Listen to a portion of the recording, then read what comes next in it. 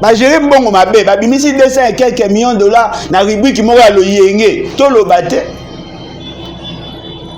Bino bomo boulon de mboka ngwa batata na bino biso to ba locataire. Ezani. Personne n'a le droit de m'intimider. Ceux qui bossent là bas service tribunal na bino, ça c'est vous, mais moi j'ai pas. Na oloba.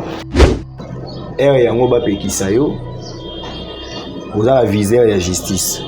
On a visé la justice. C'est-à-dire que la justice au Congo est au service. Pour la maman, yo touché, tu dois savoir que même à l'époque, il y a un moment où l'institution première dame existait. Ah bon? Si la justice va me poursuivre pour le fait que j'ai cité madame Denise, ou Azali, Mokonzi, à fondation. Non, fondation fondation Denise Nyakero. Ce qui va lobby pour ngana lobby ango il faut ba kanganga. Mais la grande question il faut ba magistrat ba mi poser. Ba fait ngana lobby za lukuta. Na eu ça près de 5 milliards 400 millions mal gérés. Et là que ça surprenant en une année. Mais moi je pensais c'était en 5 ans. Mais c'est en une année qu'ils ont mal géré près de 5 milliards de dollars. Na lobate pour yozo lingo bangsanga. Et puis nazo bisa moi sinanga. Nazo bisa maman nanga. Papa nanga na été soka oyoka. Nazo bisa ba nanga. Si on m'arrête pour des raisons justes, taisez-vous, ne parlez pas. Yo tiki président de la République ko attaquer institution première dame. Bon, est-ce qu'il faut qu'on répondre à la réaction à Batunios?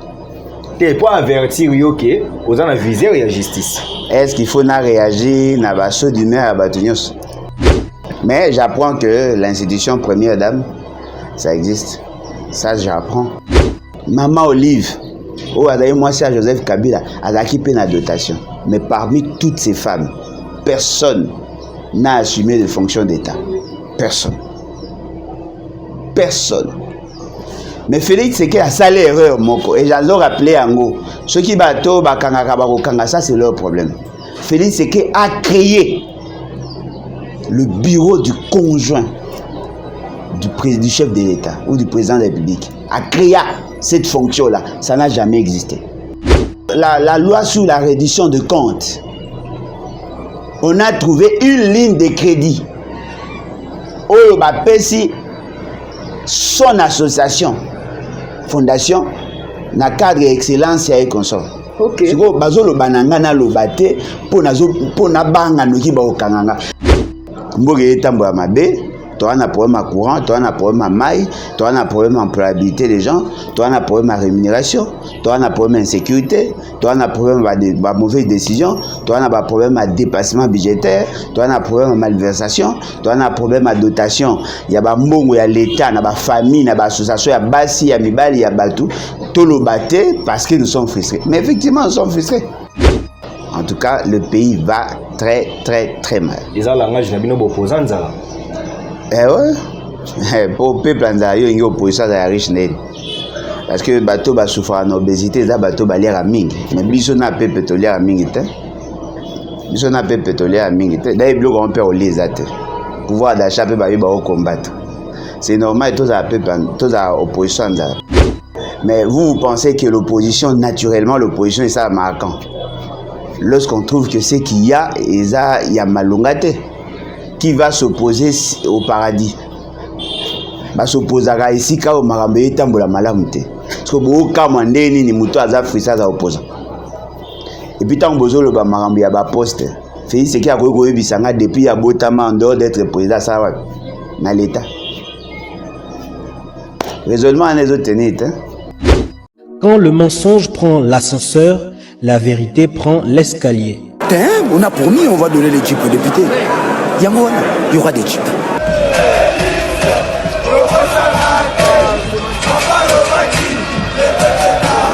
Notre ennemi c'est le Rwanda, FRDC, Boumae, Munguna Nabiso Kagame, Congolais, Kangae, peuple Téléma, banguna bakoti la mukati kama mbima tali politiki songisaki bomoto dale kolo ndenge kwei na maboko banguna tozala bomoko mutu moko tiako pundela Kongo soki biso moko te tona nyongwa mutu te noko ezapona peple bunda mwana mai ezapona yona ye ezapona ngai ezapona Kongo ezapona Goma ezapona Ruchuru kiwanja buna si aliloba eleki elisasi mbote na bino nyonso bozwili bakumalamu ya kolanda Archidic Info bino nyonso bolandaka émission na bino masolo ya politique sengweza ya koyeba ke boza ebele en tout cas bino nyonso bozo continuer ko s'abonner bozo continuer ko partager ko liker ko commenter ba émission na bino boyeba ke toza vraiment bato tozo pesa bino merci pour tozo senga bo continuer ko sala bongo c'est une façon pour vous de soutenir notre chaîne.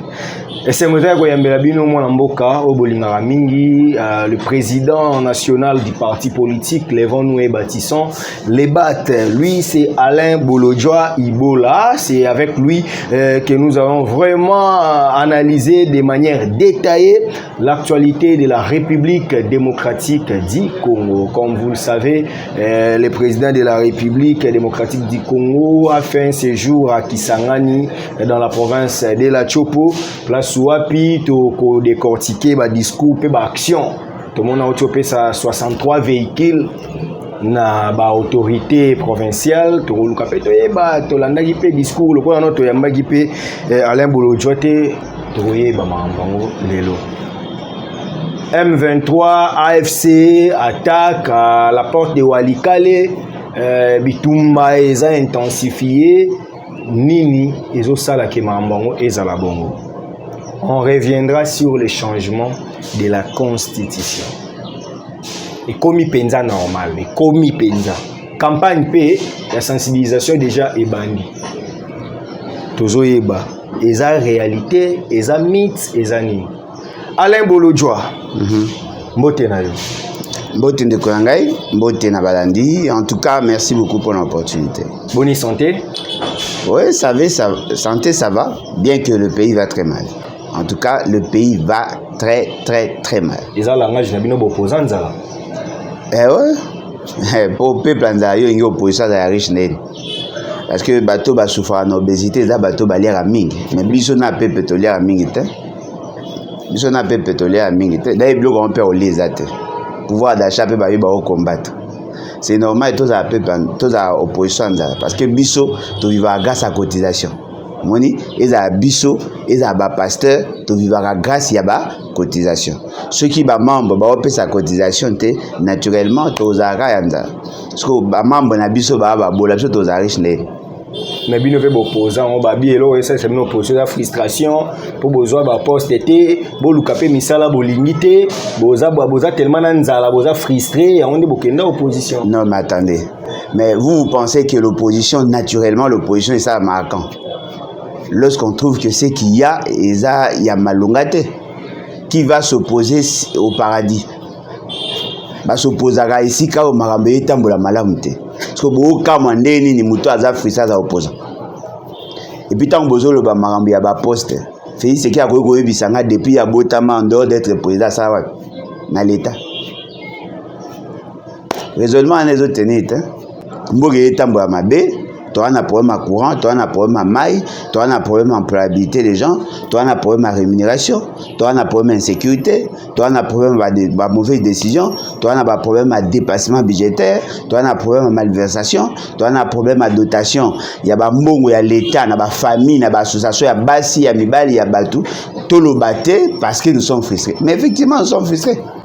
Il faut tous être frustrés parce que nous sommes frustrés. Comment va konziba otambo le roi michopi bino bwana pour tous les ans pose à nesengo le baga soit aux en voter ou soit au yiba na ba na la za esengo na mbuga boy.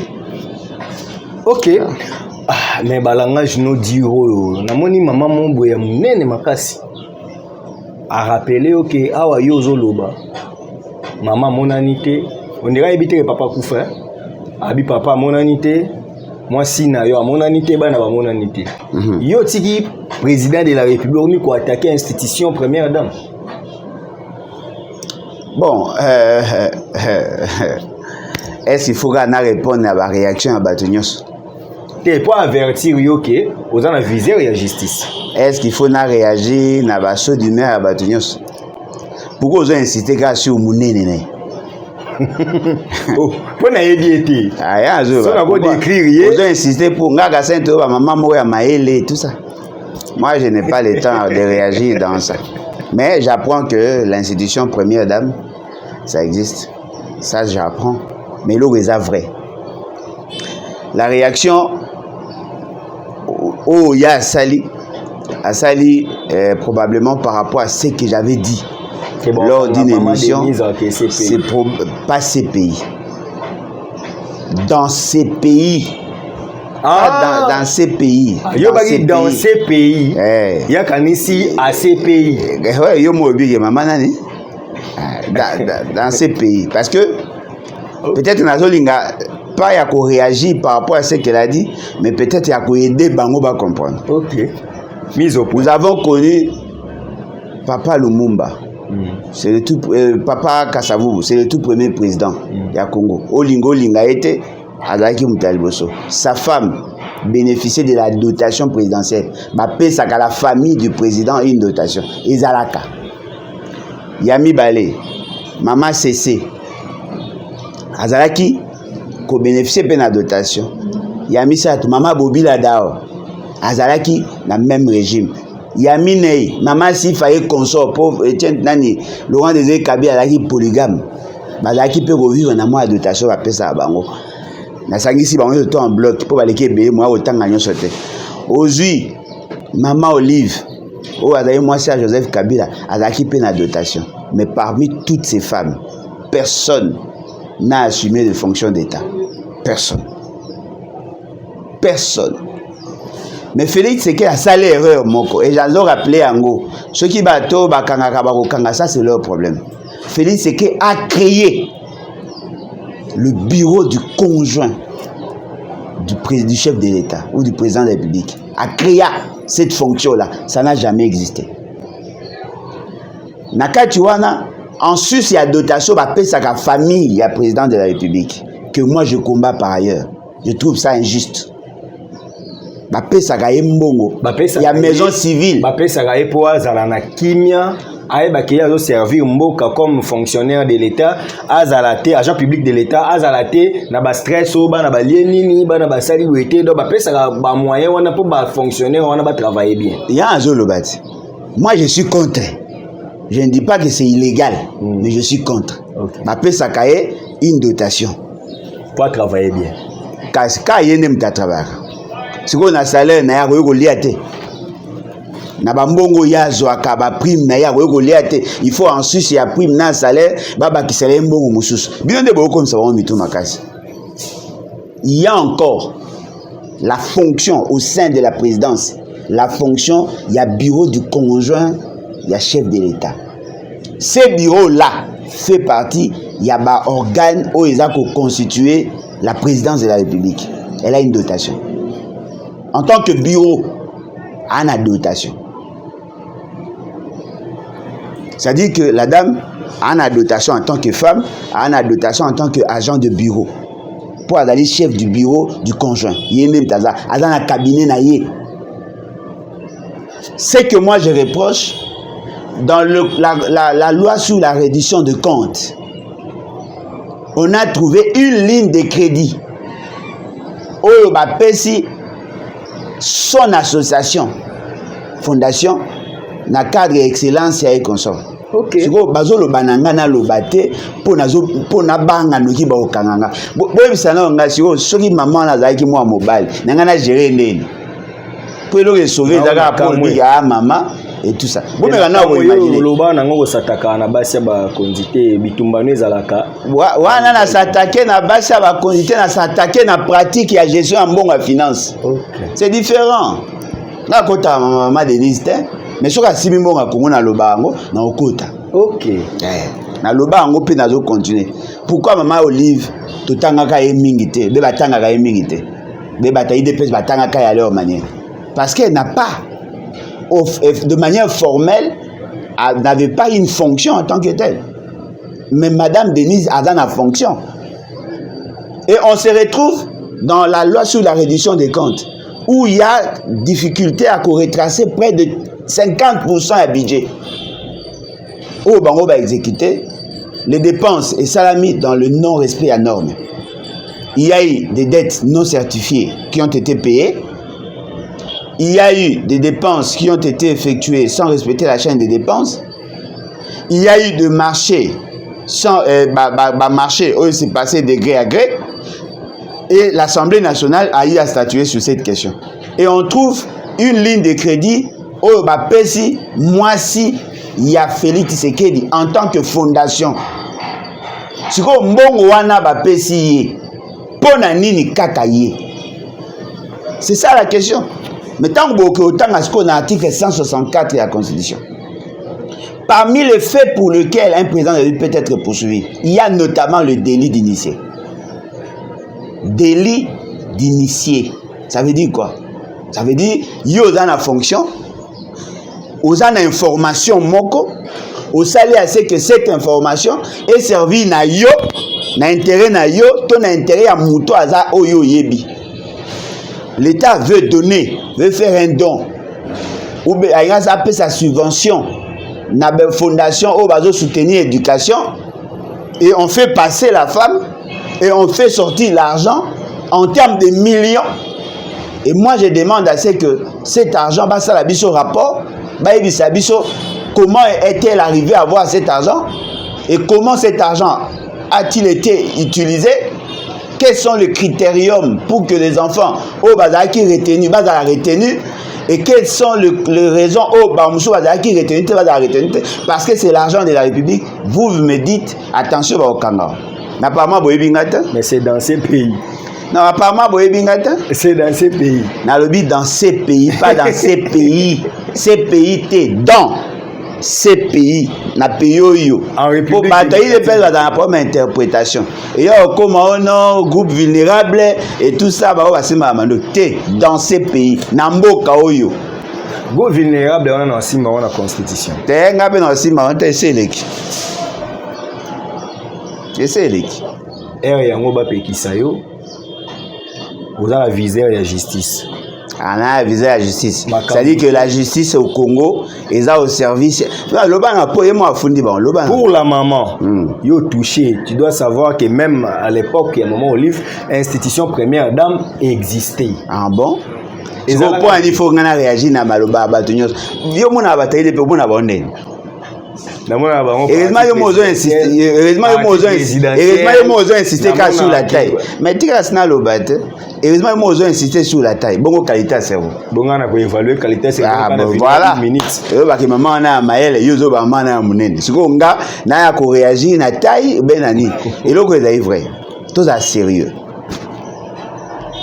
Si la justice va me poursuivre pour le fait que j'ai cité Madame Denise ou Azali Mukonzi, il y a fondation non fondation fondation Denise Nyakero. Ce qui ba lobby pour ngana lobby ango il faut ba kanganga. Mais la grande question il faut ba magistrat ba mi poser. Ba fait ngana lobby za lukuta. Est-ce excellence c'est ça maman Denise? Est-ce que ba Zumbo on a l'état oui ou non? Si vous ceux qui na ligne de crédit à apparaître, n'a pas dépenses publiques à apparaître, tout n'a pas quantité pour ça, moi ça fait. Donc il faut que dans ces pays, vaut mieux critiquer Félix et qu'il n'est pas critiqué en ces pays ont des problèmes bizarres. Non mais ces pays traitent à des tournements à Mbongo et à pays. Et c'est traité à crime de guerre, crime contre l'humanité. Mais voilà, on a obéi à ma soeur malversation financière. Et puis d'ailleurs, il y a le bango. Monsieur Kamel, comptez sur moi, je vous soutiens. Au moins, des marches au Ménéwana, il y a Kolinga pour mettre à nul la malversation et ça, mais en 2023, moi, je te soutiens. On dirait une initiative à Kouloutou, on a eu une chimie. Il y a un tabac à Nicolas Kazali, qu'il soit leurs collègues. On a la loi sur la reddition de comptes. oyo bimi lelo na oyo bimaki na 2019, 2020, 2021, 2022 et le 2023 oyo to bima asuka. Eza ko lakisa biso le caractère criminel ya gouvernance à Félix Tshisekedi. Mais nous sommes tous sérieux. Pourquoi tout ça là, tu conditionnes la loi sur la reddition des comptes avant l'adoption d'un nouveau budget? C'est justement pour donner des orientations. C'est justement pour recadrer. Et c'est justement pour sanctionner les délinquants. Parce que, oh, toza komuna. Et ça, scandale. Est-ce que vous avez imaginé, alors que le policier, le militaire, bref, tous les services spécialisés à pays, bah, oh, les lambongo, toza ngakutu hélicoptère, mo koute kouei. Tozana ngomi balé moko ekwei to lukambongo tozana problème ya ba avion na problème ba tenir ba militaire problème ba soldat ba militaire problème ba retraité militaire tozana ba problème ya ba policier et ainsi de suite tozana problème ba nzela tozana ba problème ba courant tozana problème insécurité ba boti bazo futa maté ba fonctionnaire ba na ba difficulté tozana ba problème ya mbongo makasi. Mais les institutions et ça, les dépassements, il y a plus de 429 millions de dollars. Les institutions politiques, 429 millions de dollars, il y a des dépassements. Babimisi, fouti ba nyongo non certifié. Alors que la norme est lobby, il faut que la dette soit certifiée avant qu'elle va procéder à un paiement. Fouti ba dette non certifiée. Non certifiée veut dire que l'État n'a pas pris le soin de vérifier ce qui nous est solo ou pas, s'il y a eu engagement ou pas. On a payé. Ça va marcher de gré à gré et ces marchés-là n'ont pas abouti. Ils ont mesuré l'argent. Ça a eu près de 5 milliards 400 millions mal gérés. Et là, ça surprenant. En une année. Mais moi, j'ai pensé que c'était en 5 ans. Mais c'est en une année qu'ils ont mal géré près de 5 milliards de dollars. Na lobate pour yozo lingo bang sanga. Et puis, nazo bisa moi si nanga. Nazo bisa maman nanga. Papa nanga na été soka oyoka. Nazo bisa ba nanga. Si on m'arrête pour des raisons justes, taisez-vous, ne parlez pas. Que personne ne s'en plaigne. Tout ça sérieux. Mboga zamboga batata na binote. Et zamboga bisonyos. Et zamboga bisonyos. Et d'ailleurs, moi je suis fier de le dire. Hein. Depuis l'indépendance jusqu'à aujourd'hui, que ce soit mon père, que ce soit ma famille, nous payons l'impôt. Contrairement à d'autres familles, on va profiter de mbongo ya l'État à Mouibi. Nous payons l'impôt. Avant que tout le monde ait la kende, nous payons l'impôt. Parce que tu es issu d'une famille de commerçants. Nous payons l'impôt. Tu le lot, tu fous l'impôt. Alors, pourquoi vous avez intimidé? Après, ça fait quoi? Ça fait quoi? Nabanga mibeko.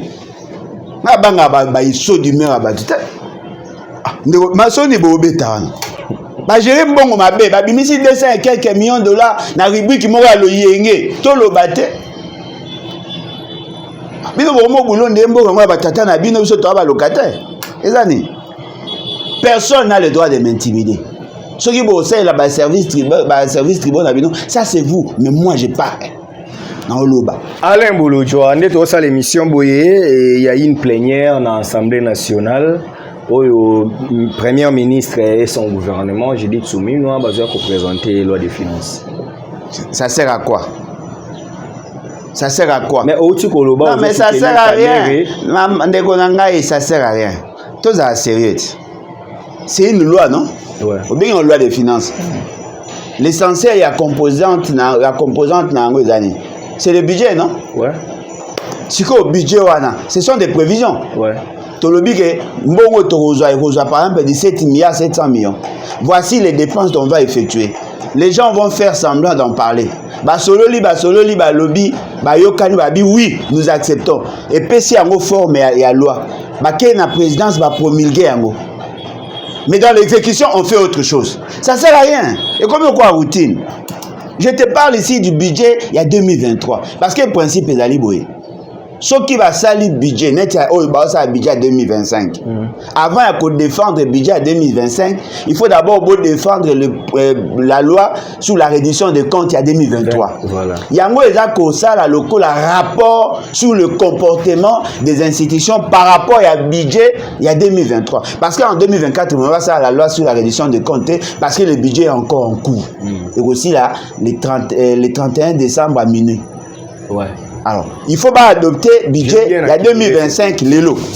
Ce qui va adopter budget à 2025 na noyo et qu'au le 1er janvier na 1h, na 0h et koti. Si le 31 décembre. Si le 31 décembre 2025. Tant que comme en septembre, bah que ça la loi sur la réduction de comptes il y a noyo 2024. Alors dites-moi, on a donné, vous avez fait confiance à des gens sous prétexte que vous payez bango mbongo ya l'État. Vous demandez à la population de payer les impôts, de payer les taxes, les redevances, et puis les exploitants pétroliers va payer sa mbongo. To keko defa ba mbongo libanda pour que to financer ba projet. To sali projet, on a budgété sur tous les secteurs. Après Kakatango et bimi na Assemblée nationale, ba promulguer yango. Tout le monde oublie. Ba komo sala mara mususu. Tout ça, il y a 2019, 2020, 2021, 2022, 2023. Le Bozolo Balanga va déposer un autre projet à budget pour 2025. Mais oh, on a nos basali va respecter. Qui vous dit que cette fois-là va respecter? Ça sert à quoi de donner à l'État les lois qui ne seront jamais respectées? Mais n'est-ce pas que Kamé aussi s'expose à l'UDPS? Bon et bien. Boye bien, tobela kamere yewana moyibi yewana kamere moyibi yewana toyeba ngo avec amour. Po nze mwana bosa na te, po mwana mukepe ayemba kango, mwana soki ya inane ya 2 ans. Ayemba etika biso na mututi. Pourquoi? Pour un projet, il y a 57 millions de dollars. Siko lelo, la personne qui était témoin à charge, il y a kamere Nani Nicolas Kazadi, le protégé de Félix Sekei et de sa famille. Il est cité dans le détournement à plus d'1 milliard de dollars. Il a mesuré 5 milliards de dollars. Yena Boshi. Et là, ABS. Si vous Kamere, Aza devant un dilemme. Soit il choisit la nation et il perd sa fonction, ou soit il choisit sa fonction et il doit être disgracié par la nation. Connaissant Kamere, à Roponani. Non, mais ce qui a poni fonction et qui a défendu Bamiyibi, ça ne sert à rien. Parce que tant qu'on a ça débat le sur le budget, débat où il y a même sur le budget, ça servira à quoi? Nous avons créé des normes sur les dépenses publiques. Pourquoi? Parce qu'on n'a pas assez de moyens. L'État n'a pas assez de moyens. Les besoins sont illimités, les moyens sont limités. Et nous devons gérer rationnellement. Voilà pourquoi nous avons initié la loi des finances. C'est une programmation à bas dépenses. Mais si vous ne respectez pas, essayez de vous imaginer, on a dépensé 429 millions de dollars en surplus de ce qui était prévu. En surplus. Mais les 429 millions, ils ont représenté 429 kilomètres de route. Ouais. Tout ça sérieux. Si tu as ça, jeune, le budget atteint 4 000 dollars. Babanda ba petit commerce. Tu payes ça combien? Près de 100 000. Pendant ce temps, Nadek, biloko wana katembu wana et financera na ngope entrepreneur ngote ba. Non, mais là ils a livré l'État a su mobiliser l'argent, n'est-ce pas? Mais cet argent n'a servi à personne. Tant que la banzele kufa biloko eza komata Congo eza ko produit mingi te bazo futa batu malamu te bino bokanisa ke l'État za na mbongo te oh siko ba yebisi bino ke l'État za ki na mbongo mais miyibi ba l'équipe biso ne belé. Récemment au salaki ba révélation mo epe pa na nga yawa et salaire retour ebelé que président Siemoko na année akutara par jour akutara 2 millions. Ah oui, de dollars. Oui. Parlement. Oui. Assemblée nationale na Sénat 1 million. Plus d'1 million par jour. Oui. Donc présidence 1000 personnes to tchera bongo 1180. 1180. na 1000 au bazawa pour 600 oui na 2023 bazaki oui 608 na ba personnel tout ça donc bango 608 wana obakisi na ba assistant x2 donc bango wana 1200 et quelques donc surtout tu as près de 2500 personnes à Congo par jour bah ça a plus de 3 millions de dollars non mais vous savez compter gouvernement là encore c'est pire bah sur 58 là, c'est encore pire. Par jour, combien? Oh, mais bon, tu as la loi sur la reddition des comptes. Bon, tu as la loi sur la reddition des comptes. Mais attendez, l'institution président de la République. Non, c'est là. L'institution président de la République. L'institution parlement. L'institution gouvernement. Parce que le cours des tribunaux, bah, ça a dépassement. Bon, vous va dépenser à moins que les crédits, on va payer ça à bango. Oh, ce que tu as le package, on va payer ça à bango sur le fonctionnement. Le cours des tribunaux, on doit à 20%. Il y a budget à l'institution. 20%. Mais à comment jamais, à consommer jamais 10%. Jamais. Tu vois, bah, en sus, il y a ce qui était prévu. En sus, il y a ce qui était prévu. On va payer ça bango dans le normal. Bah, tu vois ça à dépassement à 429 millions. L'année civile, on a 365 jours, n'est-ce pas? Bien, ouais. Si on divise 429 millions par 365 jours, ça vous fait pratiquement dans les 1 400 000 dollars. En plus, il y a on va dépenser ça déjà. Bon, l'autre, ceux qui vont dépenser 3 milliards 500 millions, 3 milliards 500 millions là, ça fait combien? Vous êtes déjà dans les 10 millions de dollars le mois, le jour. Mais bon, sur la Congo, et qui n'est pas en Bango. Il y a un moni fait ce qui a se permettre à l'opposition à Ndala. C'est normal. Tout le monde a 500 comme l'osso. Il y a 500 sacs à l'osso au Rwanda jamais. Vous avez la bien. Et ça, de manière imagée, vous avez un pire esprit. Vous avez la bien. Quel est l'opposant qui a la taille des autres là? Mais quand même. De l'autre côté, il y a obésité. Côté, il y a des gens maigrichons. C'est normal. La société des équilibres. Opposant, il était plus costaud que les. Moi, je ne parle pas de lui. Ce que na kombo na yo na marque. Il était opposant. Il avait la bonne mine. Na tangiete. Ce qui yo lobby ah wanezai. Ngana lobby boye. Ngana tangiete. Azalaki munene, azalaki nani na tangiete. Ce que tangi na marque na mitario. Mais là au moins ina loba. Au moins nga. Je crois natika ko dépendre de la famille, je crois j'avais un âge à 16 ans. Hein? 16 ans. Nazwa moi si nanga en charge, totalement en charge. Na âge à 24 ans. Totalement. C'est-à-dire que ngam na kinda na salon, ngam na sombe nyonso à l'âge de 24 ans. Il y a des photos, il y a des vidéos. Manicure, pédicure. Nyonso, nenga zara wana ngam na totalement, j'avais 24 ans. Depuis ce jour-là jusqu'à aujourd'hui, nous va payer ça la commerce na yo na mbongo ngana pesi a eu bénéfice à ce minga eloko walia. Ba ce minga cravate, ba ce minga chemise. Ce qui est normal. Na zara totalement en charge. Dans les régimes matrimoniaux, donc ndenge za wana jamais na lia na mbongo à salaire à moi. Siko mbana yo azo bisa yo. Donc demain sur ça inde aboué. Elle a procédé d'analyse. Non, ndeko tout le baramba moko to crever l'abcès.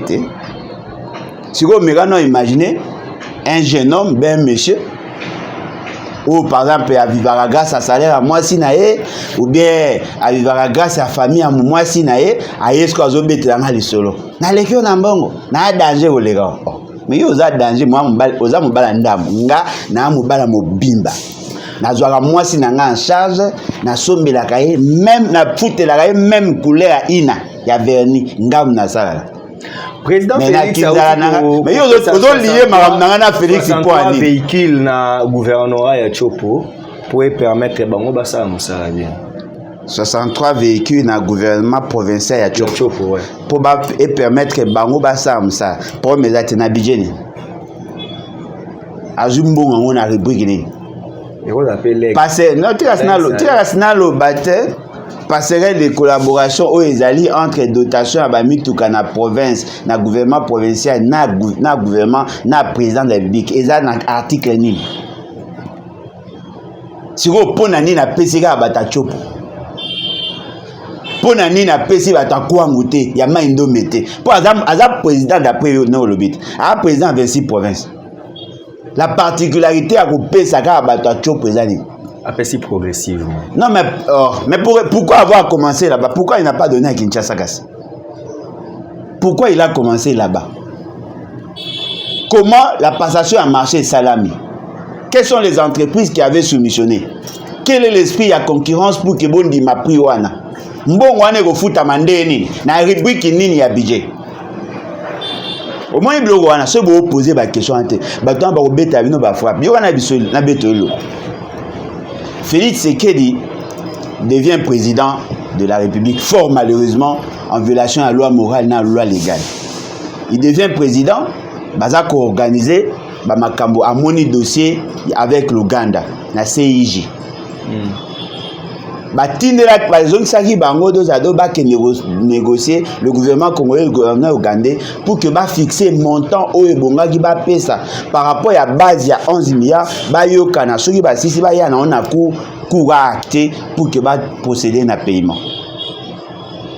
Félix Tshisekedi a kakoli de 11 milliards à 325 millions de dollars. Ya kakoli to Uganda nda kakoli. Uganda kakoli na yeba kakoli ba kakola neni. Yo pesi pri a pesi pri boyo ka bo kakoli. Oh yo kasi ko kakoli zaka mutu moko de 11 milliards. De 11 milliards à 329 à 325 millions. Mbongo wana ezobima progressivement. Mbongo liboso ebunga. Constant Mutamba encore vivant bo retourner. Il a fait semblant de faire arrêter des gens dans le niveau ya Kisanga étant bakenda qui le 2 août. Bobo Sanate bazaki le 2 août. Au fait c'est que moi qui était pour bazaki na problème de santé le 2 août. Bakanga qui 2 personnes batia atini a ici procureur bakanga bon séance tenante bakanga bon bakena bon tu sais bazaka na cachot. Ces gens-là auraient mal géré le fonds. Mais moi j'apprends que l'argent a commencé déjà à disparaître avant que tu comme la caisse. Alors, vous imaginez, une province qui méritait 11 milliards. Yo kakoli bangoti na 325. Et sur les 325 millions, ka yo mutoyebe lo ni bosai na mbongo wana. Parce que ba projet o ba ibo financer. Wapiango. Wapiango. Otelemela nzela. Non mais wapiango. Et ça mata? Wapiango. Basa musalata? Mbongo wana o ba pesa ki ya wana e wapiango. Mais yo eloko eza surprenant. Félix Tshisekedi aye apesi bango ba jeep d'après yo ndengo lobby. Mais comparé ba jeep po ya pesi province. Na mbongo province ngaka zwa ceux qui ba négocier bien avec l'Ouganda. Wapiango. Bamba Manisa aurait à recevoir beaucoup d'argent. Alain Bolodjoa. Et là Sony. Na ma Félix Tshisekedi na bina coach abimant. Et a ome amtu na ngata? La Sony Penza. M23, AFC, Bakanga qui Kalembe, affrontement, Bazouaki qui deuxième secteur, Mokoana, ba repoussé, Bangona Wazalendo. Objectif est d'avoir que Walikale centre. Walikale, Bako exploiter, ni numéro, yaba minéré, Zawana. Surtout or, je pense. Oui, na Walikale centre. Là, gisement, moi, ma casse. On a mis Michi qui monte ça la sonnette d'alarme. Il y a un ressortissant. Ah, Eli Akuna. Des ressortissants. Oui, à lobby. Ceux qui ont commis wana ba okende Maniema facilement. C'est ça Carrefour. Kisangani ba okende Sud Kivu. C'est ça Carrefour. Ba wazalendo ba bunda ba force na bango ba troupe démoralisée. Alain Bolodjoa. La faute. Ah, composer nga ba question oui bi la réponse nanga. Tes commandements trahison au sein des FARDC, les services intelligents ne sont pas en mesure de dénicher les problèmes. Problème est armement, problème est il y a Félix excessivement incompétent. Yo ba sinazo loba te. Mais yo koti Félix. Oh, na kasi ti conscient loba que président de la République entre guillemets a commandant suprême. Commandant suprême, ça veut dire quoi? C'est lui qui donne le premier commandement, oui ou non? commandant suprême, ça veut dire quoi? Yo, on a Félix Boé là. Congo. Au moins, et là, au moins, ils avouent que moi, je trouve que ces messieurs ne méritent pas être président de la République. Bon, là où il y a ma contradiction dans leurs approches. Le Ouazalendo, civil, civil. Ils ne font pas partie, il y a charpente et armée. Mais ils font partie, il y a mécanisme et la défense. Parce que la question de la défense va au-delà, il y a armée. Tel que je suis là, je fais partie de la défense de la nation. Ouais. Mais je ne suis pas membre de l'armée. Tout Congolais, tout citoyen, partout où il se trouve, il fait partie de la défense. Nous défendons sur P article 63 de la Constitution, n'est-ce pas? Mais nous payons aussi des gens pour nous sécuriser. Bon, et là, ils ont mon dans les années. Peuple à Obunda. L'État au Kogobundate. C'est ça le message qu'il faut vous comprendre. C'est-à-dire que la dotation que nous faisons dans l'armée, nous donnons l'argent à l'armée, nous donnons le moyen à l'armée. Bon, aberration. La seule réforme au Bango Bakoumi Sarezali, la loi sur la programmation de l'armée. La loi sur la programmation. Oui, ils ont souffert. Si on a primatique, on va signer. Et c'est silandé. Et c'est expira. La loi sur la programmation militaire est banda de 2002 et 2022 à 2024. Et c'est ici là, mois d'août. Bah prévoyait qu'il y a 1,4 milliard de dollars pour les 3 ans. Ce qu'on fractionne en gros, c'est pratiquement dans les 500 millions. L'an pour la dotation armée, 500 millions. Non, tu peux terminer le solo à dépassement budgétaire. Combien? 429 millions. Dépassement, c'est-à-dire que ce qu'ils ont pu dépenser en sus de ce qui était prévu. 429 millions. Mais on donne à l'armée qui est dans une situation de guerre, on lui donne 400 millions, 450 millions de dollars. Tel que nous sommes là, le nombre de militaires est connu. C'est pas 120 000. Exact. Ça, ce sont des estimations à la période de Kabila. Personne ne connaît le nombre de militaires. Ils ont tenté à faire la campagne à recrutement. Ça échoue. Il faut le bela biso ndenge zawana mbongo ba opesa biso ka ndenge oyo bakawana ka yango ndotozo ba baxité o ba prometteur ba baxé bango 35 000 francs ndeto loba ba renvoyer yango na année prochaine na budget tant monsieur ekota. Comment peut-on gagner une guerre alors qu'un lieutenant a touché à peine $100? Tout ça sérieux. Comment peut-on gagner une guerre alors qu'un capitaine a touché 306 000 francs? Comment peut-on gagner une guerre alors que le solde général est avoisiné dans les $400? Mais ça va au prime, il y a 2 millions de francs et $2,000 équivalent en francs congolais. J'aurais appris, c'est au conditionnel qu'il y a une défection qui s'est faite au niveau de l'Est là-bas. Il y a un bataillon, quelque chose comme ça, qui rejoint le M23. Et là, quand ils allaient, certes, c'est au conditionnel, mais... Et là, quand dit quand on a le bataillon va conditionner, non, ok, non, c'est quoi? Et là, quand ils allaient, le pays tel que nous sommes là, tout le monde voit comment nous sommes en train d'être trahis par Félix Tshisekedi. Bino tout beau monde, beau dans la courage à le battre. Bon, n'appelle un exemple moi. Félix Tshisekedi a signé des accords, n'est-ce pas, avec le Rwanda? Est-ce que vous voyez que parmi les accords, il y a notamment l'exploitation à or?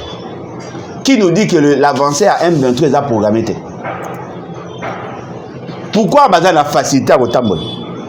Pourquoi Bazan a avancé aussi facilement? Pourquoi l'armée n'entre-t-elle pas en musique pour que la défense est à la soutenir? Pourquoi Ataba Wazalendo Yango au Bozo Loba? Pourquoi Wazalendo Yango a découragé par l'armée? Mais justement parce que les décisions sont contradictoires. Nous avons le moyen d'acheter les armes aujourd'hui, n'est-ce pas? Mais pourquoi tu as armes? Nous avons la capacité aujourd'hui d'être en coopération militaire avec le pays tel que la Russie, n'est-ce pas? Pourquoi tout ça la moté? Nous sommes souverains d'après Bangote. Oh baba qu'il faut pas toucher l'article 217 pour les opérer accès na ba Rwandais ba mabele. Nous sommes souverains. Si quoi souveraineté on est pays tout que na Russie tout sommes minduki. Ko somba. Bien que le régime y a notification les alliés acheter les armes, n'est-ce pas? On en a le droit. Pourquoi tout ça la moté? Pourquoi le peuple a allé mobiliser pour aller faire la guerre? Mais justement parce que c'est lui qui est présenté comme commandant en chef est contre nous. Et je l'ai dit. Tant que vous maintenant le dossier y est abordé, na Museveni, vous se rendez compte que ces messieurs ne prennent pas au sérieux la situation en Congo. Comment ils ont un pays à guerre? Le Bunaga ne koya qui grâce à accompagnement à Ouganda. Aux qui ne signé na Ouganda, il donne l'impression comme s'il est allé rechercher la paix. Alors qu'en substance, c'était juste pour de la coopération économique. Ils veulent construire des routes chez nous. Ils veulent exploiter nos ressources, Et fait ce qu'ils veulent nous présenter l'aspect, il y a défense, l'aspect sécuritaire, alors que l'essentiel, il y a matière et fondé sur l'aspect économique. Bunaga a oublié. Binonde Bobosani, l'autre. Moi, je suis de la génération Mobutu. Bien que je n'étais pas Mobutiste, je suis de cette génération-là. Même un centimètre à ma béé nabiso, Moutozongo Azate.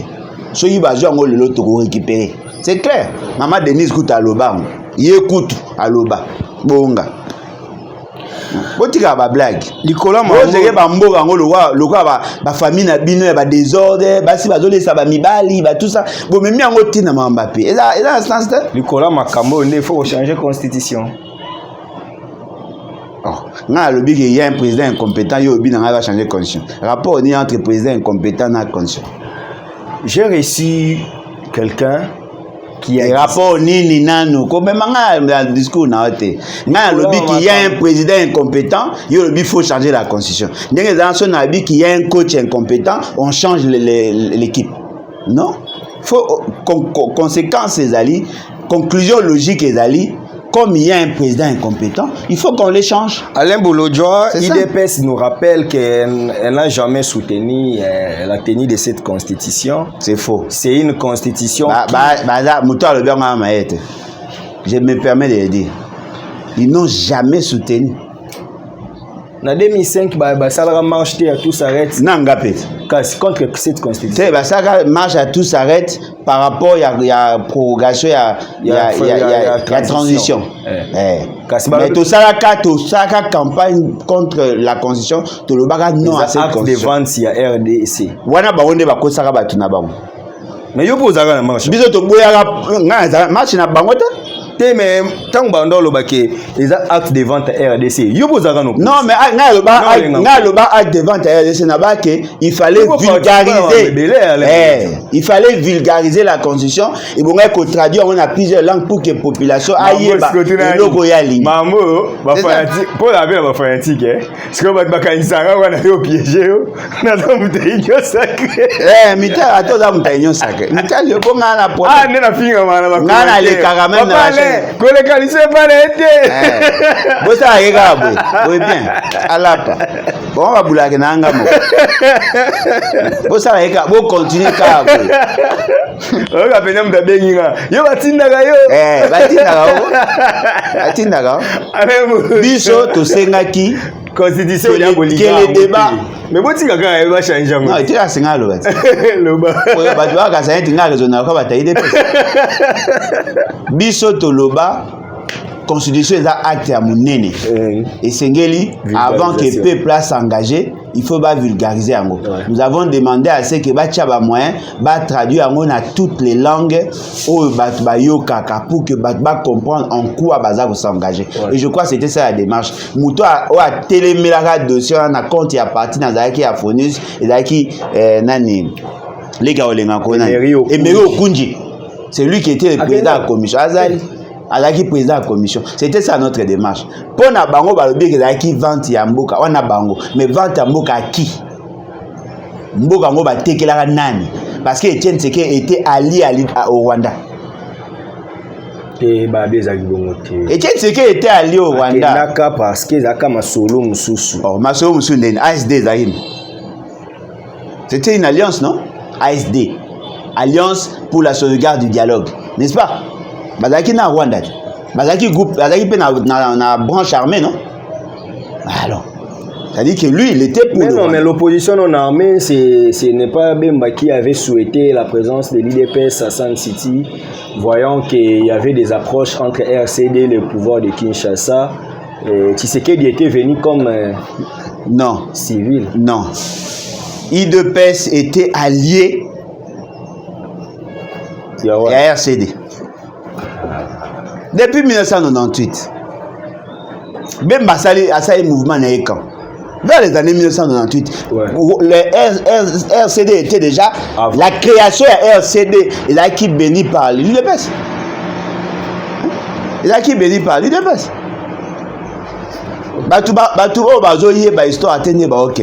Cette constitution n'est pas parfaite, mais l'UDPS l'a soutenue. Quand? Participation à l'UDPS. En 2011. Na élection en 2011. Le biais est le col va imposer bisoto que nous nous pouvoir et puis nous allons changer les choses. Oui, mais est-ce qu'on va avoir pouvoir en 2023? La présidence va avoir le pouvoir en 2023. Mais en 2011, va avoir le parlement. Ça proposition, il y a révision à une disposition comme ça. Babi bande ko boya parce que zaki na mayele mabe pour Kabila s'éterniser na. Chiko lelo, ba disposition oyo bango ba olinga ba toucher. Oh, ils ont mabe ya kala, ils ont disposition. Article 217, article 91, 91, article 10. Batanga ba article belé. Pesanga téléphone totanga ngo. Totanga constitution. Tozo bazo a raison te ya koloba o totanga kité to sali traduction. Article groupe vulnérable. Te wana eza aventurier. Wana so kotiko na o se distraire. Totanga article 91. Constitution en route. Tous la constitution. Article 91. Totala babiloko batekelaki mboka na article 91 yango bango balingi ba changer. Article 91 le biboy. Le gouvernement définit en concertation avec le président de la République la politique de la nation et en assume la responsabilité. En quoi côté Gamboreza? To bandi to continue. Le gouvernement conduit la politique de la nation. En quoi côté Gamboreza? Alinéa Moussus. La défense, la sécurité et les affaires étrangères sont de domaines de collaboration entre le président de la République et le gouvernement. En quoi côté la nation Isawana? Tolongwe. Le gouvernement dispose des administrations publiques, de forces armées, de la police nationale et de services de sécurité. En quoi côté Gamboka Isawana? Le gouvernement est responsable devant l'Assemblée nationale dans les conditions prévues aux articles 90, 100, 146 et 147. Une ordonnance délibérée en Conseil des ministres fixe l'organisation, le fonctionnement du gouvernement et les modalités de collaboration entre le Premier ministre, le président de la République et le gouvernement, ainsi qu'entre les membres du gouvernement. Dites-moi, en quoi côté Gamboreza? Et là, on est à côté de la mboka. Article 10. L'article, na ok na nyoso yo goloba. Soki eza batindi yo mitali yo. Eza ndenge ba loba na batindi. Ya na zo loba te. Na zo tanga nyoso te. Article 10. Watu wana kutu ndema wa. Po meza te. Koti kuna. Ndeko na ngai. Kolandaka bato ate milimo etengama. Bato ya mutu na sema kolikolo. Vous laissez n'importe. Yo kaka sito tanga te. La nation congolaise est une et exclusive. Elle ne peut être détenue concurremment avec aucune autre. La nationalité. Oui, la nationalité congolaise. La nationalité congolaise est soit d'origine, soit d'acquisition individuelle. En quoi ils ont été Gamboka? Tokei. Et congolais d'origine. Toute personne appartenant aux groupes ethniques dont les personnes et les territoires constitué ce qui est devenu le Congo. Présentement, la République démocratique du Congo a l'indépendance. Une loi organique détermine les conditions de reconnaissance, d'acquisition, de perte et de recouvrement de la nationalité congolaise. En quoi côté Gamboreza? Ndeko na landaki na teva lo bagini. Lokola babi moko ya ba parents na soka zalaki na Congo, donc vous pouvez prendre ba étranger né ba botana ba sœur na biso, ces frères là qui a plus l'attachement libanda tant boko monsieur président ba beti na so président c'est-à-dire la nationalité ndeko na ngai tout ça kosa mamlo kwa bango na zolo beta débat ya changement ici on parle ici on ne parle pas de candidat. Article 217 ici non donc boité faut aussi ça non ah, Tobeta Masolo à candidaté, Tobeta Masolo à nationalité. Non, dites-moi un peu. En quoi Bemba n'est-il pas congolais? En quoi Bemba n'est-il pas congolais? Maman Naye, Aza Monzombo. Papa Naye, Aza 50%. Mbaka, 50% belge. En quoi n'est-il pas congolais? En quoi n'est-il pas congolais? Pourquoi Félix Seked Aza congolais? Papa Naye, Moulouba, maman Naye, Moutakabe Akamonga 50%. En quoi n'est-il pas congolais? Oh, on est à l'aventure. Vous pensez qu'il n'y a que dans ces pays où quelqu'un qui a des parents étrangers à congolais, au moins, en France, aux États-Unis, partout ailleurs, celui qui a l'un des parents, à la nationalité à Mbokawana, cette personne-là n'a-t-elle pas droit à la nationalité? Mais Babi, privé, on a fonction sous stratégie. Est-ce que l'article dit que le Bimaramba fonctionne à Bango? Kasi Babi, nous se bandindi. Faut qu'il y ait des limites. Limite, la disposition sur la nationalité va créer la limite. Et le moins l'électoral est commis à créer limite. Babi, c'est laxisme ici.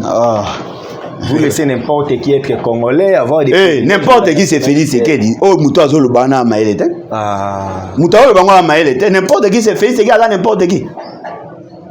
Maman n'est pas Moutangolat. Il y a Malange. Aza n'importe qui. Non, mais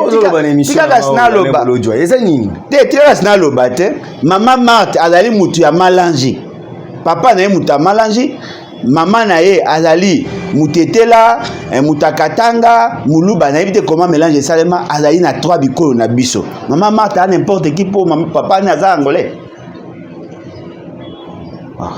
Tout ça peut être que ça peut maïlete. Article ni mususu 217. Article 217. Aujourd'hui, il y a un raisonnement. D'ailleurs, on a un problème, il y a interprétation, il y a français, il y a texte. Et ça passe. Article 217. Et dans le titre, il y a un traité d'accord, non? La République démocratique du Congo peut conclure des traités ou des accords d'association ou de communauté comportant un abandon partiel de souveraineté en vue de promouvoir l'unité africaine. En quoi côté Gamboreza? Bopesa ba Rwandais mabele. Mende onangai, natanga na Chiluba alors. Parce que apparemment la Chiluba ne va pas comprendre bien. Ndeko yo ngana tanga yo interpréter. Et dans ce sens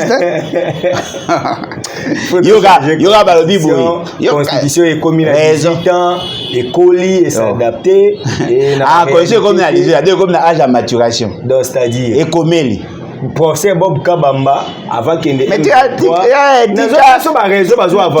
ngana si sana no awa. Ba formi wana otimbia otiko simbia na ebimisa babolola na kwa batamaele. Tika si sana no awa. La République démocratique du Congo, n'est-ce pas que c'est un sujet du droit international? N'est-ce pas qu'il est en relation avec d'autres États? Alors Balobi peut conclure. Peut. Peut. C'est-à-dire que s'il veut. Si elle veut, elle peut conclure des traités. Est-ce que ça m'a besoin de conclure des traités? Et puis moi j'ajoute, il y a la primauté des traités internationaux sur les lois nationales. Non mais ça c'est une pratique courante, c'est une pratique dans tous les États isali. Ma Bible, traité ou des accords. Je pose la question. Félix Seked Azab. Félix Seked Azab wapi? Na Uganda. Na Uganda. oyo bauti koyoka na président Ougandais, n'est-ce pas un accord? Ouais. Ce qu'on a accord wana apesi possibilité otonga nzela na mboka ya biso oui ou non? Kasi pour la constitution. Yango na zolo ba siko nzela wana eza ya biso beza ya Uganda. Ya biso. Siko ya sala yango au nom de quel principe? Il y a 217. Ah siko qui l'a condamné? Faut pas bloquer, il faut ce qu'on. Et to bloquer pour mes athées, à l'époque, pour mes athées, parler du peuple batongo na banane. Na ba chinois. Siko ba disposition ya article 217 ezalaka ezalaka. Siko ba chinois ba récupérer comment bon? Oh, mais ça ba disposition yo ya article 217. Eza na constitution en 1967. Eza na constitution en 1970. Eza na constitution en 1971. Eza na constitution en 1974. Eza na constitution en 1992. Toutes ces constitutions là on a autant de Bino Etienne Tshisekedi était co-rédacteur. Sauf peut-être il y a 70 azalaka na batindaka na ambassadeur na Maroc. Mais pour tous les restes là, Etienne Tshisekedi a y a participé.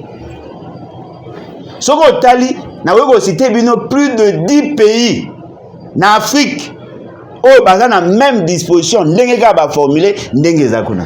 Alors yebsanga au Sénégal, le Rwanda a une portion de terre là-bas au nom de cet article. Na Ghana, na Côte d'Ivoire, na Gabon, il y a des États qui ont les mêmes dispositions. C'est quoi article ni msu batang? Non mais c'est-à-dire professeur Bob Kabamba a été contacté par le gouvernement belge, bien qu'il soit congolais d'origine. Il était là face aux étrangers baouta partout dans le monde pour rédiger la constitution qui concerne les Congolais. On ne voit pas la réalité locale, la abstraction, la sorcellerie, la mambébélé. Voilà, on va avancer. La constitution, la réalité. La constitution, la lobbying, ma sorcellerie. Bah reconnaîtra en tête. Sorcellerie. Non, tout ce qui est spirituel, beaucoup quand il y a un c'est pas. Bon, la constitution est allée code pénal. Non.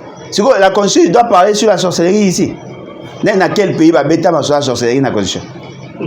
Nous avons tous appelé ça. Yo za la droit koloba biloko wana te. Yo za juriste tika biloko wana. Ndeko nanga etika babolole pe baoleka na media. Bonga naza awa pona sa maele na. Non mais il faut ça les lango. Non poser ma question. Oh mais ozo poser ma question, ozo relayer ba imbécilité na bango. C'est normal. Makambo bango baoloba. Ndeko nanga, n'est-ce pas? Non, ndeko nanga. Ndeko nanga tous à sérieux. Constitution la code pénal. Babé dans la loi mère. Mais la loi mère, na kati ya constitution na bino boninga otangate. On a reconnu le pouvoir coutumier. Ouais. Est-ce que boyebi que na philosophie à disposition wana ou ils a renvoyé na loi sur les entités territoriales décentralisées. On reconnaît des tribunaux, il y a ba coutumier. Ouais. Boyebi yango? Est-ce que boyebi que na mboka na biso na principe soki toke na principe ou ils a édicté na loi pas ici. Le chef coutumier va résoudre un problème entre les gens. Boyebi. Boyebi. Qui vous dit que dans Nabiso, la constitution doit reprendre le tout. Qui va le non, il faut balaga à moi si école n'a pas comment la constitution. Oh. Tout ça c'est hello monsieur Zali. Oh non, bah bien qui professeur moko par la Belgique pour passer la constitution. Cette constitution est banane à Belgique. Kasi Bob Kabamba. Si il est menteur, il peut être menteur. Les travaux préparatoires et banane à ça, na Sénat. Les travaux préparatoires et banane à ça. Voilà un des éléments du sous-sol. Sénat wana ezalaki crédible parce que ezalaki copté na bato San City. Basali partage à pouvoir. Oui. Bapesi yona ni olenga koyi aux 3 députés. Ba ezalaki neni ba tinaka ba liste. Ba ta la bilongis bolojwa. Kende Sénat. Autour sénateur, il y aura non y différence des animes. Bah éviter. Parce que ce sont ces gens-là. Ndé basala squelette. Il y a une idée de la constitution. Bah on a bah évacuer le gouvernement ça là. Il y aura ce qu'on a Sabino. Au moins Sénat il y a transition. Et l'équipe à Sénat Nyon Sobino vous connaîtra. Au Sénat à transition. Toutes les parties prenantes n'ont envoyé que les plus intelligents. Au Sénat il y avait l'intelligence au Sénat. Il y a transition, il équipe tous les Sénats. Peut-être la présidence n'a pas papa Kengo l'équipe, mais le Sénat à transition, il équipe tous les Sénats. Parce qu'aucun parti n'a envoyé de bougres. On est au Mouna. On est au Mouna, les garanties, politique. Pendant la transition, il n'y avait que les gens intelligents qui passaient à la télé. tangela bato baleka na période de transition na TV na lelo au comparer tangela ba ténor ya politique ya kala mais quand on imaginer MLC Delis Esanga Olivier Kamitat Gonda nani Thomas Louaka na otangelo 10 personnes qui passaient à la télé pour parler du MLC comparé à lelo qui sont bêtés ils sont après ils sont petit à Mickey assez mais il est plus intelligent que tous les membres de l'IDPS Balikana TV réunis mais à l'époque azaki na C nga on a légué na période de la transition na salle émission et la namité boga bino bataille d'IDPS ya lelo ici à cette époque aussi il y avait Moubake. Non mais Moubake bazalaki, mais Moubake azoyo kanate. Il y avait Bechika. Au degré à Maël les zalaki wana il y avait Moutanda. Et puis Boyo Gasco. Il y avait le projet le projet il y a constitution wana ça germé et bandi les drafts et bandaki à partir à Sénat.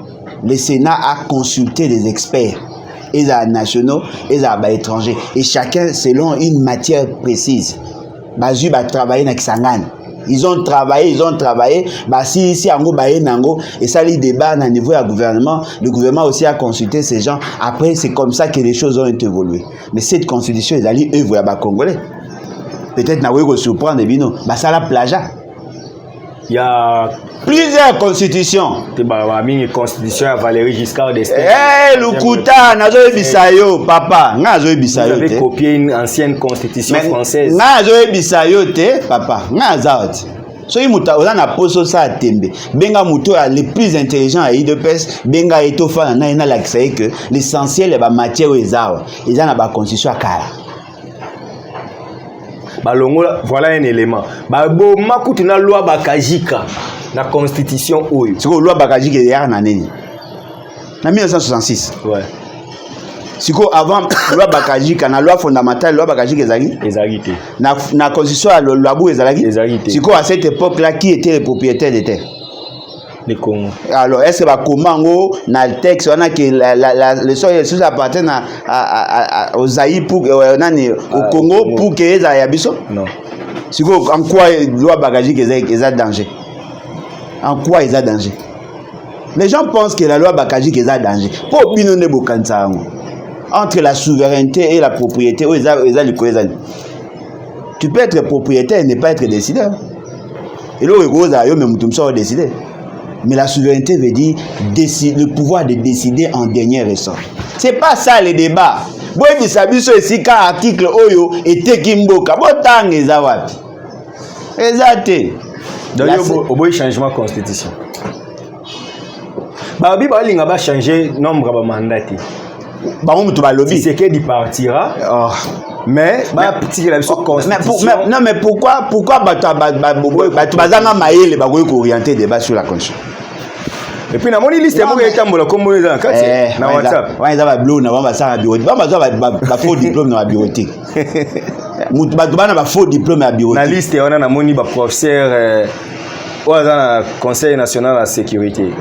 Et ça Mokangache namoni ba Bochab ba Joli namoni ba professeur Jean-Marie Kayembe oya médecine wana na cheba te namoni lo circuler non mais na cheba Augustin Kabuya Jean-Claude Katende namoni ba ndeko tika oyo sexa ouais mais c'est vrai tika na boye namoni pe na Alain Bolo ndeko tika na te na ba Délice Esanga ndeko tika te otangi batamaele mamo po buki escalier kitinasi alors c'est ça ngane mtamaele non matanga Kabuya ada problème na parti na afundi de busy incapable écoute à changer statut. Ah bah non, débat sur le changement de statut à IDPS. Ah donc réagir comme la Kabuya. Non mais IDPS c'est appelé un statut à Kalati. Bah rédigé depuis 1992. Et où Melipet va changer en total. Parce qu'apparemment, le pouvoir est concentré dans la famille Tshisekedi. Ça peut pouvoir créer contexte de la démocratie. Parce que au sein de votre parti, il y a des crises. Il y a des gens qui contestent le pouvoir. Réviser aussi, changer le statut. Bon, ça, le statut, pour adapter à la réalité, pour éteindre ce qui est à ça, pour faire. Banana statut. Des gens indisciplinés, désorganisés, ils vont mettre dans le pays. Ils vont combattre parti. UDPS ba Tshisekedi. Po ekabwanaka Ah, Kibasa. non, UDPS ba Kibasa ezalate. UDPS ba Tshisekedi. Alors, problème nazomona ke ezali statut ya ba étranger. Il faut qu'on change yango. Koluka ba experts nationaux, bofandisa bango, basalela bino parce que les statuts ya UDPS et salama na ba experts étrangers.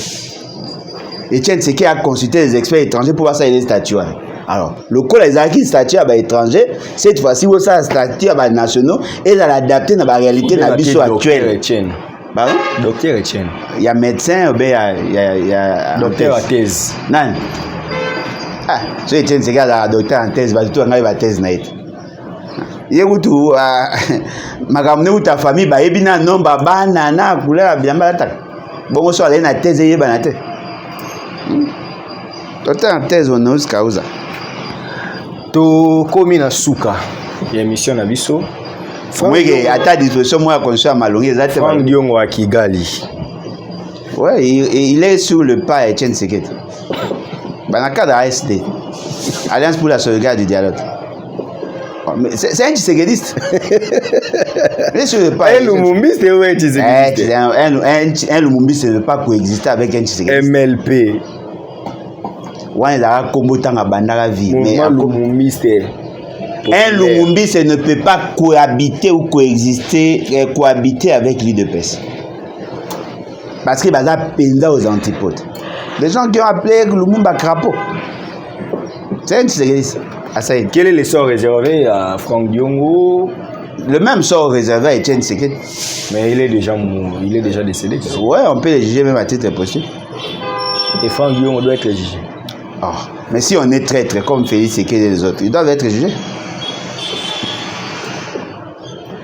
Ok, merci. J'ai une mise au point.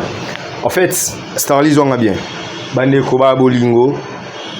Il y a une vidéo qui circule, une dame à l'Ekina TV pour na concession qu'on en passe. Ba enseignant dans l'hôtel de ville bazo et la Mabélé. Selon les informations de notre possession, Kimbuta, gouverneur de la ville de Kinshasa. Moi en 2012, dans la interview, na monsieur Philippe, un blanc comme ça, numéro 1 il y a Paro, programme à l'Union européenne et assainissement de la ville. Il paraît, selon les éléments, que espace au bazoé la nampasa, ils ont concession, il y a hôtel de ville avec un titre sous Kimbuta, ba pesa ka yango pona kobwaka ba imondis ya ville kuna. Il s'est fait que le quoi na Congo ezaka soki ba o ba leki mambelali par autant on mandé sili ba kei. Bozé ba ke ville récupéraka pa out quelque chose comme ça après ba foule tondaka na ba sayo partout na Kinshasa et Simbagate. Ngobila est venu pendant les mandats de Ngobila vers la fin yo découvrir que non place au ba imondi c'est à la kuna na nse. Babani oluka babongisa makambo. Nzoka déjà ba chef coutumier na sima nango batekela kango lisusu ba enseignant. Tango batekeli yango ba enseignant baza na titre te na cadastre bazaraka na confiance qu'ils a ya bango. Ko ba sommer pas ba chef coutumier. Bumba vient balobi faut ba kende ko bwaka biloko kuna bakuti kuna ekomi occupé. Ekomi affrontement. On appelle la ministre des Affaires foncières, la Mineta, à qu'est sur le terrain à vérifier, à comprendre que les enseignants ont un titre de propriété. À ici, le chef coutumier a été baza na droit, baza ayant droit, mais baza mabélé est à l'État. Il faut qu'on respecte les procédures. Ceux qui battent respecter les procédures, ils n'ont bien. Mais le quoi besoin d'un titre traité, il faut boyer que titre et ça il y a hôtel de ville. Et puis place soyo babwaka déjà ba matiti ebele ba imondis mabele wana eza kilo eza makasité pour na kotonga bandako. Bokoluka bo c'est compliqué pour rien. Au moins faut koluka solution mususu boza na titre te ba brandir jugement. Que to fundaki to kendaki boyer hôtel de ville se présentaki te to jugement par défaut. Est-ce que jugement par défaut wana lokola bango bayaki te yango nde pesi bino mabele a rapporté arrêté ya prédécesseur na ye abino toyeba nanu me boyebaki mabele eza ya bino te. Maman moko aleki na TV pas confrère na biso Kalafai. Elle a dit tout ce qu'elle pouvait dire, c'est son droit. Mais c'est que les gens doivent savoir que mabele est comme Agayayo, ce qui osa na mikanda. Pour na ba maman ya ba enseignant nyonso wana, bolanda chef coutumier ngamaba a escroqué ndebino. Apesi bino mabele oyo ezalaki déjà occupé. Non pas parce qu'ils ont hôtel de ville, mais parce qu'ils ont propriétaire ya mabele. Baza na titre. Bino boza na titre te, il faut bolanda ngamaba. Maman na lobi ke ministre a fini bango ba pauvre. Boza na mbongo kotonga te. Ministre a fini bango ba pauvre te, si bon ke mabele wana soki kotonga yango à la limite. C'est que c'est nga penza bato yo ba kotonga na ba matériaux durables ya makasi parce que ça place aussi est mabele instable. Mabele eza instable bokoki kotonga te. Donc ndenge na yebeli bino boko minyoko la pamba mo mbongo na mukie okoluko tonga ndako mo boye lobe ko bukana okotia lisusu okomitia na ba condition ya passe. Ba enseignant école primaire. Ba bika ba enseignant. Ouais, mais généralement ba enseignant ba pauvre na ba non pauvre. Oui, enseignant riche azate. Donc dire que ba fingi biso babola c'est un peu mentir parce que ce que ici maman Chantal a brandir élément infractionnel, preuve que ba finga ki bango babola a omona te. Mais on leur a dit que boko koka kotonga banda kute mabele wana parce que mabele wana eza ya kotongela te. Eza réservé na ba immondice. Pour ezala déjà na ba immondice. Donc soki muta kozwa risque ya kotonga. Faza muta mbongo oyo ya kotonga na ba matériaux durables ya makasi et ko coûter ba millions. Je vous conseille botonga wana te. Alobi ba fingi ba enseignant. Pensez-vous que muto ya tangi asilisi ba classe na Congo a commis ministre a koyi ko cracher na bato ba tangi saki. C'est vrai que c'est la guerre de communication, il faut que luka ozwa mawa et pas population va comprendre que o aza mabe pour avoir la position ya bokondi. Mais à un certain moment honnêteté intellectuelle fait zalaka et surtout honnêteté ya biso moko moral fait zalaka. Je pense que il est important pour moi mise au point oyo. Boye bayango ke titre ne sala ke mutaza mkolo mabele. Tant que oza na titre te, oza na mabele te. Chef coutumier a pesio mabele o pesi mbongo. Mais chef coutumier na sali démarche nini. Ala kisio ke mabele wana yaki na mikanda nango. Poso yi mabele wana déjà na avant bate kaka yango. L'antériorité des actes. Voilà. C'est très important cette mise au point. N'importe chose en commentaire na mambo yo président. Na c'est la penana ça ngo émission mobimba pour que bato va comprendre. Parce que très souvent ba mema manaloyenge. Na sens que non voilà, né bato mo ezaki ba pesibiso mabele ba personne vivant avec un handicap. Ba pesibiso mabele ba sali des autres, ba sali des autres. Neto lo ba ils ont un problème. Omoni mutawe ko ba pesibiso mabele, chef coutumier ko ba ka teke bino mabele. Mais est-ce qu'azaki na qualité à côté que la bino mabele? Pour beaucoup quand ça que chef coutumier nyo ça na droit et puis moi j'ai connu ces problèmes là je crois tant on ça ba ronde ba mapanga papa na mbandaka na Équateur na okuta na place mon avocat papa a signé contrat avec l'état contrat la qui bail après commis contrat perpétuel ndako ezaki wana bayiba na ba briquetika la fondation. Si vous avez Colombo, d'après, vous allez récupérer pour et ça, le temps est belé pour exploiter, vous allez récupérer. Non. Vous avez un contrat à Binoté, vous avez un contrat à l'État. Le fait seulement que la province a joué qui est commis d'après information au PC. Même si la province n'exploite pas, ils ont aillé. Chef coutumier a joué à droit naïe, kala. Tant que vous avez hôtel de ville. Depuis lors, il n'a plus le droit de le faire. Pour batumi bakoma atekelo lopango après une année 10 ans 15 ans ozoyate atekeli mutu musu po yo ozoya kotonga te non batekela ke lo mo batumi bayete et puis acte liboso nde yango eza acte bien acte tout yaka na sima eza na valeur te yango benga antériorité des actes acte nanga netinga na lopango mo esoma ma 1977 yo yé na 1980 ba poser question entre 77 na 80 et là on est ça na 4 na tekelo po ya yeza kala bogosamba bana bino mikanda malopango bosa 32 ans na débat koleka na régime ya Mobutu 32 ans boso na kaka bakufi bao batikali bazoya bosenga chef wana pesa bino mabe mususu. Très bien. Soka za na mabe soka za na ngote bomeme na justice c'est tout. Très bien. Tosi ces missions na oye la ye. OK.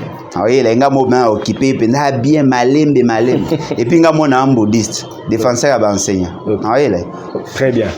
Toromina Souka, Alain Bolodjoa. Un message dans votre balandivision. Si tu as la raison, il va changer la constitution. Si tu as là. Oh non, l'article 200, l'article 51, et là, groupe vulnérable. M23, tout ça. Débat on a. Bouti ya bataille de presse. M23 va vulnérable. Groupe vulnérable. M23 Codeco. La vulnérabilité on est à un niveau. Oh yo tout nanga chaque partie dans l'interprétation de vulnérabilité. On a message fait c'est gars pesa qui porte parole na ko ibsabi. Moi je pense que jusque là il y a aucune disposition où il faut pousser bango ba changer condition à part les dispositions de l'article 70. Il y a un de fin, même l'article 71, parce que la Constitution a réduit le pouvoir dans l'État. Hein? Montesquieu a lobé la motte. Il faut pas réduire le pouvoir dans l'État. Parce que Mobutu avait la plénitude du pouvoir, cela ne nous a pas permis d'évoluer. Voilà pourquoi on a fractionné le pouvoir. Tous les actes, l'essentiel des actes au président de Bika Rozoa dans le pays, il fait la contre-signer avec le Premier ministre, qui est le chef du gouvernement. Et pourquoi le gouvernement doit participer à la cogestion? Parce que le gouvernement est l'émanation du Parlement. C'est le Parlement élu et un président élu qui gère le pays au quotidien. Alors, le roi Batoubayi, la gouvernance, chaque jour, même après, à titre positif, apparemment, bolingi politique mais boyebi l'état sonné. Bandeko bayako s'enregistrer, ba adhérer na les battes. Faciliter déjà makamwana déjà cité ça opérationnel bokota lebatinfo.net lebatinfo.net au koti au s'enregistrer pena au commis membre ya parti. Il faut que ça au côté na réunion sur côté information. Là où au monique information à nos anango to za maîtrise au commis RAS. Rien à signaler. Ce qu'on validé au commis enregistré, bah aux hommes sur leur réponse. Après wana bah confirmer sur au commis membre. Sur au commis membre passer maintenant commande. Mais ndenge to lo ba. Na séminaire de formation Kobanda dimanche le 3 mardi le 5, le 6 Nazori, na Lubumbashi. Ok, Lubumbashi samedi, on a une activité à opposition. Il y a une dynamique d'opposition qui se crée. Samedi, le même samedi, je prends mon avion à Lubumbashi. Lubumbashi, Narozala, pendant 6 jours pratiquement. Kobanda samedi, ti mercredi, Nazara Lubumbashi. Bato ba linga contacter nga, ba benga numéro nanga. On passer commande à livre yanga ya papa ngwanda otindi mbongo na memelio po mbasima yaka na ba livre belé so mama penzate ozana posa livre au son. Très bien. Le message est passé. C'était notre invité, le président national de Lèvons-nous et Bâtissons, les BAT, Alain Bolodjoa Ibola, qui a répondu à toutes les questions posées dans cette émission. Nous lui disons merci pour la disponibilité. C'était un réel plaisir de te recevoir. Messieurs et dames, Torum Nasuka, l'émission Nabiso. Merci l'ingénieur Starly pour la réalisation complète. Les mariés les plus célèbres. Ouais, les mariés les plus. Les proches de l'IDPS. Ah, il y a un approche à l'IDPS. Ah, Longwa. On dirait Kimi. Hakim, hein? Ok. Donc, Tokutani très prochainement pour un nouveau. Tolobara rappelle comme on l'a mis Bundela. Pour ceux qui ont mis Bundelité. Fais ce gars au Bundela. Là, c'est vrai. Puissance, Yaliloba. Et l'équipe Elisasi. Merci.